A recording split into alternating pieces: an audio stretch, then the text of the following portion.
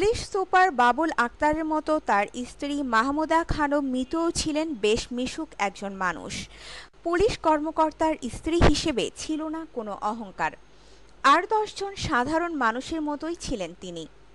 রোববার সকালে দুর্বৃত্তদের হাতে তার চলে যাওয়ার পর জিইসি মোড়ের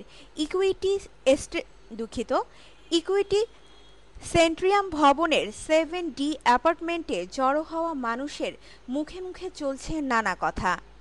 মারা যাওয়া আত্মীয়দের মাগফিরাত কামনা ও শুভ কামনায় প্রায় সময়ই বাসার মিলাদের আয়োজন করতেন মাহমুদা খানম মিতু।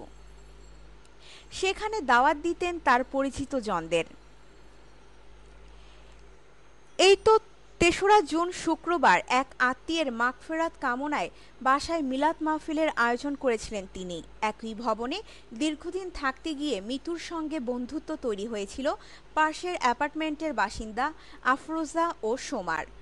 অন্য পুলিশ কর্মকর্তাদের স্ত্রীদের সঙ্গে তারাও ছিলেন সেই মাহফিলে। আফরোজা ও সোমা বলেন, মিলাদের এক পর্যায়ে মিতু ভাবি আমাদের বলতে থাকেন, এখন তো অল্প বয়সে সবাই মারা যাচ্ছে, আমিও হয়তো চলে যাব। কোনো ভুল করলে ভাবি আমাকে ক্ষমা করে দিয়েন, মাফ করে দিয়েন। এরপর সবার সঙ্গে কোলাকুলি করলেন তিনি। তারা কান্নাজড়িত কণ্ঠে আরও বলেন, মিতু ভাবির মুখে এই কথা শোনার পর আমরা ওনার সঙ্গে দুষ্টুমি করলাম, হাসাহাসি করলাম, বললাম মিতু ভাবিকে এত তাড়াতাড়ি যেতে দেব না আমরা। কিন্তু আজ সত্যি সত্যি চলে গেল মানুষটা। এভাবে এত ভালো মানুষ বিদায় নেবে,